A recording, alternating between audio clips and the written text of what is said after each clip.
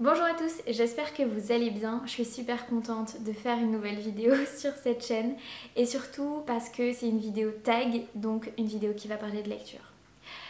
Ouais, parce que les vidéos précédentes c'était surtout des vlogs, alors j'adore vlogger, mais c'est quand même une chaîne de lecture à la base, donc j'espère que ça va vous plaire. En tout cas, moi je suis très contente de faire cette vidéo. Et donc c'est une vidéo tag et peut-être que les éléments du décor ainsi que mon t-shirt dont je suis très fière, et d'ailleurs merci à la personne qui me l'a offert, je disais donc peut-être que le cadre ainsi que ma tenue peuvent vous indiquer un petit peu de quel tag il s'agit. Oui, vous l'avez peut-être deviné, il s'agit du tag Harry Potter. Le principe de ce tag, c'est qu'on a plusieurs questions qui correspondent chacune à un sort inspiré de l'univers d'Harry Potter, qui est juste ma saga favorite. Voilà. Un sort qui correspond à une question et on va essayer d'y répondre. Allez, c'est parti. Je sors mon téléphone sur lequel j'ai noté les questions. Il faut savoir que j'ai vu le tag sur la chaîne des Pépites de Gladys. Donc bien sûr, je vous mettrai le lien de sa chaîne en description. Et on va commencer tout de suite avec le premier sort qui est bien sûr Expecto Patronum. Expecto Patronum, ça correspond à un livre d'enfance lié à de bons souvenirs. Alors évidemment, ils sont là. Donc pour moi, la saga de mon enfance, c'est la saga Harry Potter.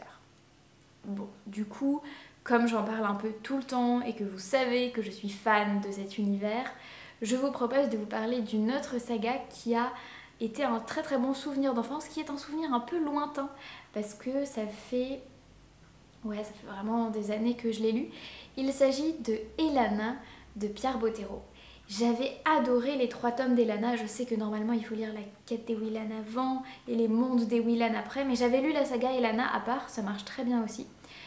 Et j'ai ce souvenir de moi, petite, assise sur ma valise devant la gare, en train de vite finir le tome 3, le 3e et dernier tome de Elana, plongée à fond dans l'histoire et vite parce que j'avais, je crois, un train qui partait, je sais plus du tout pour où, mais j'ai ce souvenir-là de purée, il faut que je le finisse avant que le truc il arrive parce qu'il faut que je le rende à je sais plus qui avant de partir. Enfin bref, j'étais là comme ça, vraiment tenue en haleine par cette histoire et donc voilà. C'est un très bon souvenir d'enfance que la saga Elana. Donc si jamais vous la connaissez pas, déjà c'est étrange, pourquoi vous la connaissez pas en fait? Tout le monde a lu Elana. Non, je plaisante, tout le monde n'a pas lu Elana, mais vraiment c'est une saga que je vous conseille à 1000% et pour ma part j'ai très envie de la relire. Pour le livre suivant, il s'agit du sort Expelliarmus qui correspond à un livre qui nous a surpris, voire même désarmés si j'ose dire. Et pour ma part, il s'agit de ce roman-là, Une immense sensation de calme de Lorraine Roux. C'est possible que vous n'en ayez jamais entendu parler. C'est le premier roman de cette autrice, publié aux éditions du Sonneur. C'est cette petite grenouille toute mini qui est juste là. Et en fait, c'est un livre que mon petit frère m'a offert pour mon anniversaire. Donc merci beaucoup Pierrot de me l'avoir offert parce que c'était une très belle découverte pour moi. Et comme ce titre ne me disait rien, ce nom ne me disait rien, j'avais très peu d'attentes en fait. Je me disais bon, au résumé, qu'est-ce que c'est? Un conte, un roman, on sait pas trop. Et en fait, c'est un mélange de tout ça. C'est un mélange de un peu nature writing. Je sais pas si vous voyez ce que je veux dire, mais on est vraiment dans les grands espaces. On sait qu'on est dans un pays nordique, un peu dans le froid. Et en même temps, il y a cet aspect du conte et du merveilleux qui vient là. Et la fin m'avait laissé une impression vraiment... un truc que j'avais pas ressenti dans les autres livres. Je peux pas trop vous en dire parce que je vous avoue que ça fait un moment que je l'ai lu, donc le souvenir reste, mais il est un peu diffus. Et bien sûr, je peux pas vous donner les détails que je connais parce que sinon ce serait vous spoiler. Mais en tout cas, c'était vraiment une très belle découverte et c'est en ça que ce livre m'avait surpris. Donc franchement, si vous avez jamais lu du Lorraine Roux, ben, je vous le conseille. Elle a écrit Une immense sensation de calme qui est là et qui est son premier roman. Et elle a écrit plus récemment Le Sanctuaire, que j'ai lu aussi et qui était très bien, mais dans un tout autre genre, un peu plus dystopique, un peu plus science-fiction, mais toujours avec ses touches de nature writing. Donc c'est une autrice qui écrit super bien et franchement, je vous conseille ses romans à fond. On poursuit avec Priori Incantatum qui correspond au dernier livre que j'ai lu. Et ça tombe bien parce que je l'ai terminé ce matin. Il s'agit de Une ville sans histoire, Vitrolles, quartier des Pins, 1971-2008. Texte rédigé et réuni par Marie Dombre. Ça ressemble à ça. Et en fait, je lis ce livre-là par rapport à mon futur travail pour me renseigner sur les alentours du lieu dans lequel je vais travailler prochainement. Et j'avais un peu d'appréhension en empruntant ce livre parce que je me suis dit, bon, ça a l'air d'être un espèce de recueil de différents témoignages, un truc un peu historique, de mémoire et tout, je sais pas du tout si je vais rentrer dedans. Et en fait, ça se lit, mais hyper bien. Je crois que je l'ai lu en... J'ai dû lire les 3 derniers quarts en une semaine, je pense. Le premier quart, j'ai mis un peu plus de temps parce que j'étais en plein déménagement. Mais là, en une semaine, j'ai lu tout le reste. Et ça retranscrit vachement bien, effectivement, la mémoire de cette ville, les différentes opinions des différents habitants, les jeunes, les moins jeunes, etc. Et puis, en fonction des années, les premières personnes qui sont arrivées dans ce quartier des Pins, et puis les personnes qui y sont nées. Et voilà, en fait, c'est un quartier qui a été après complètement réhabilité et reconstruit. Donc voilà, c'est un quartier qui a traversé différentes choses. Et la mémoire des habitants et la manière dont ça a été recueilli ou retranscrit est super bien faite. Donc voilà, c'était une superbe entrée en matière pour découvrir l'histoire du futur quartier dans lequel je vais travailler. Donc franchement, si jamais vous habitez dans Vitrolles, aux alentours de Vitrolles ou quoi, et que vous avez envie d'en savoir un petit peu plus sur le quartier, surtout n'hésitez pas à lire ce livre de Marie Dombre. Je suis désolée, je sais pas si ça s'entend à la caméra. Il y a le truc qui vient de sonner dans un étage en dessous. Enfin bref, c'est pas très grave. Passons à la suite. On enchaîne avec le sort Alohomora, un livre qui t'a ouvert les portes d'un genre que tu n'avais jamais essayé avant. Alors, mon cœur balance entre 2 références. Oh, ça rime en plus. Waouh, stylé. D'abord, je pense au genre de la dystopie, au genre de la science-fiction. Et pour le coup, la saga qui m'a ouvert les portes de cet univers, c'est bien sûr Hunger Games. Pourquoi? Parce que c'était la saga super addictive. Genre, j'avais emmené le tome 3 en vacances une fois où je suis allée en Corse. D'ailleurs, c'était magnifique, la Corse. On y était allé avec toute la famille, c'était trop bien. À l'époque où on pouvait voyager, ouais. Enfin bref, voilà, je m'emballe. Donc, ouais, Hunger Games, c'était vraiment la saga addictive. J'avais emmené le tome 3 en vacances et je l'avais fini en vacances en moins d'une semaine. Enfin, c'était... ça m'avait tenu de ouf. Et donc ça m'avait ouvert les portes un petit peu de la science-fiction. Mais en même temps, la science-fiction, c'est de la littérature de l'imaginaire. Et du coup, je connaissais déjà bien le monde des littératures de l'imaginaire grâce à Harry Potter, bien sûr.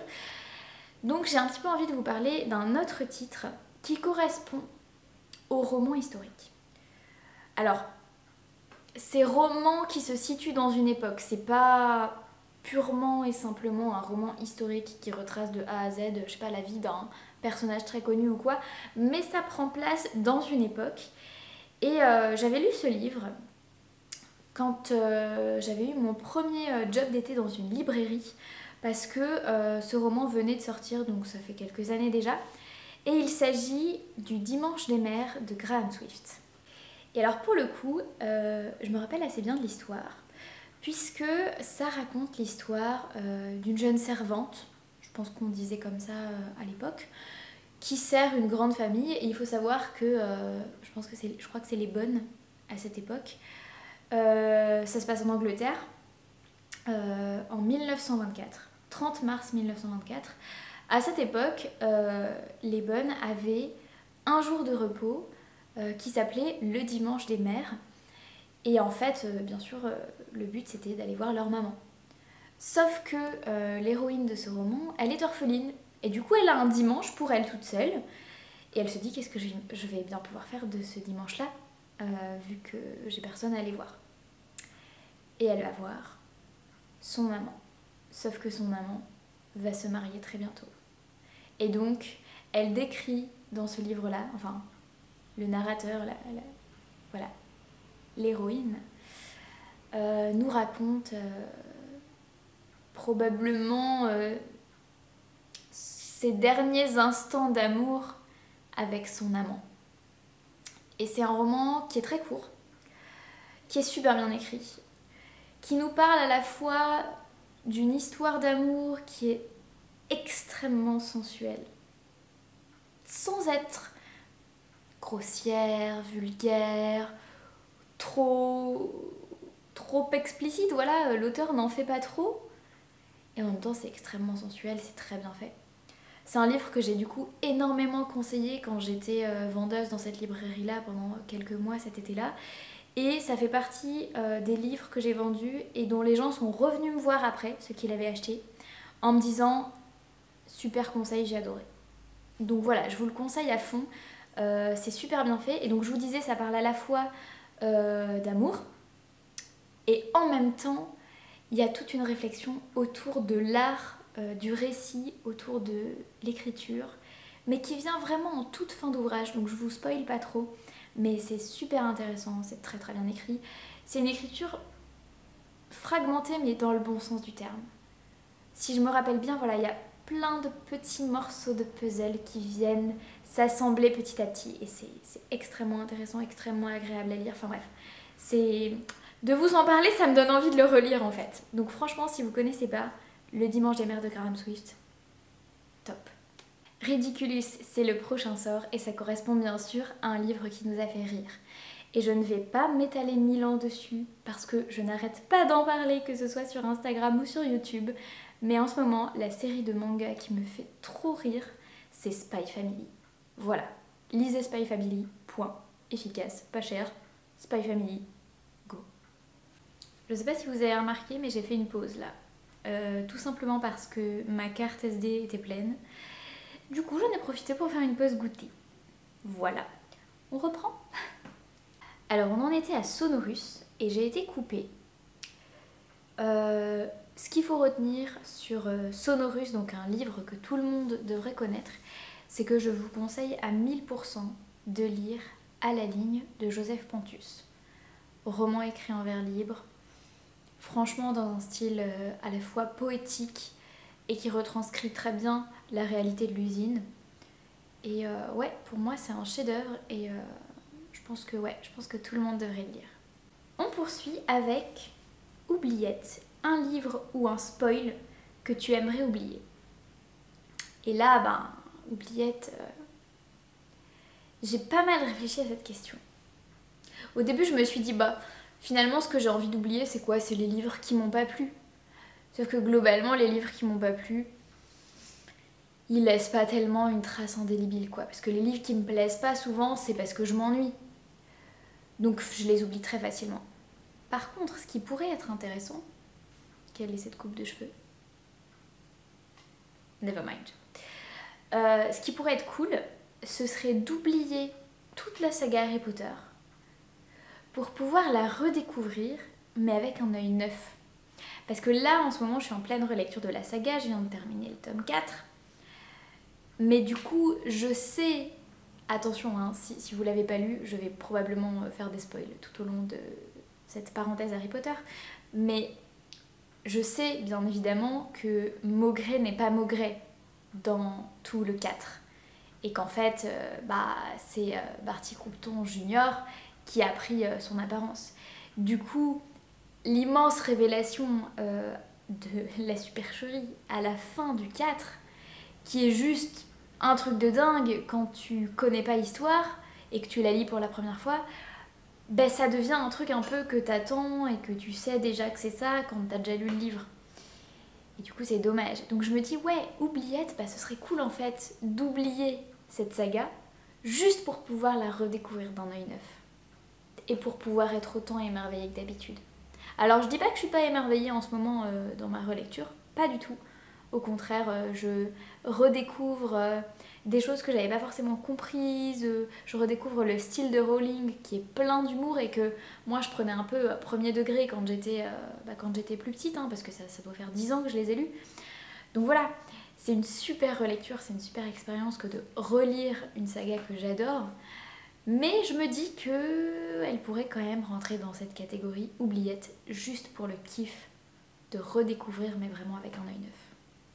Pour le sortilège de l'Imperium, il s'agit d'un livre qu'on a dû lire à l'école.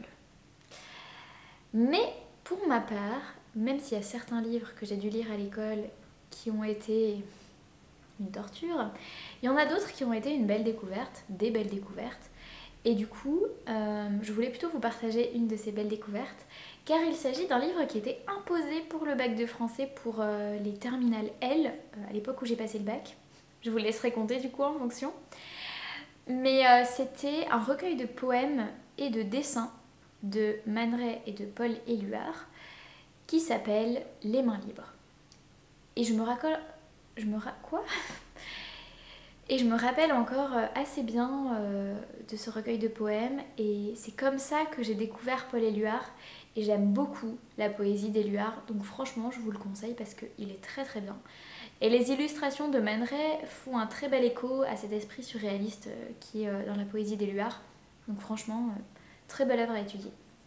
Ensuite nous avons Andoloris, un roman douloureux à lire.